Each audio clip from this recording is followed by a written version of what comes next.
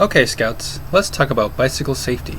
Riding bicycles is certainly a fun activity, and it's a great way to stay healthy and fit. It's also a good way to get around, see your friends, and be independent. But remember, a bicycle is not a toy, it's a vehicle. We ride on the roads, we ride on trails, we ride by cars, other people, so we need to be safe. So when we ride bicycles, we need to follow some safety guidelines.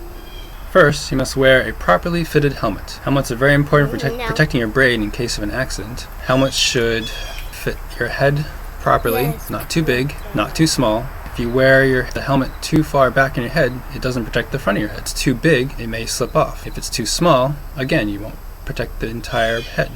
Make sure the straps are adjusted properly. Make sure the straps aren't too tight, which would be very uncomfortable, but you don't want them to be too loose and allow the helmet to slip off or slide around on your head. Second, make sure you have a properly fitted bicycle. Bicycles shouldn't be too big or too small. Too small. You should be able to stand over the top tube comfortably, and when you're seated on your bicycle, you should be able to reach the pedals. If your knees come up too high, that can be an unsafe situation. You should be able to stand over the top tube of the bicycle with your feet flat on the ground or maybe a little bit on your tiptoes. When you're seated on your bicycle, you should be able to comfortably reach the handlebar without too much stretching, and you should be able to touch the pedals with a slight bend in your knee when your pedal is all the way down. Third, make sure your bicycle is ready and safe to ride. Your tires need to be fully inflated.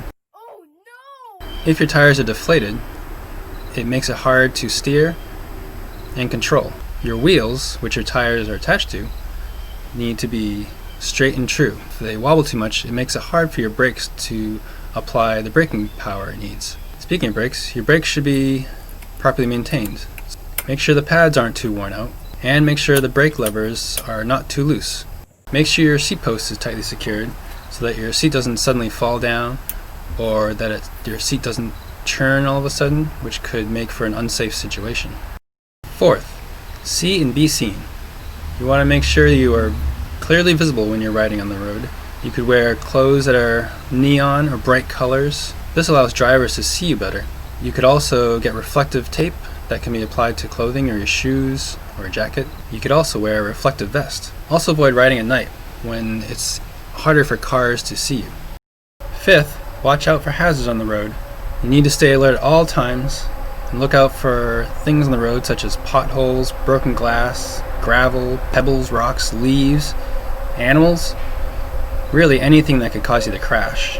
If you're riding with friends and you are in the lead, it's a good idea to call out and point out the hazards on the road so that they can avoid them. A common situation, there may be a car parked on the side of the road. You need to avoid the car, of course, by going around it. But you need to look behind you first to check for cars that might be driving up behind you. 6. Follow the rules of the road. When you're on a bicycle, you need to follow the rules of the road the same way that cars do. So please check and obey all local safety laws.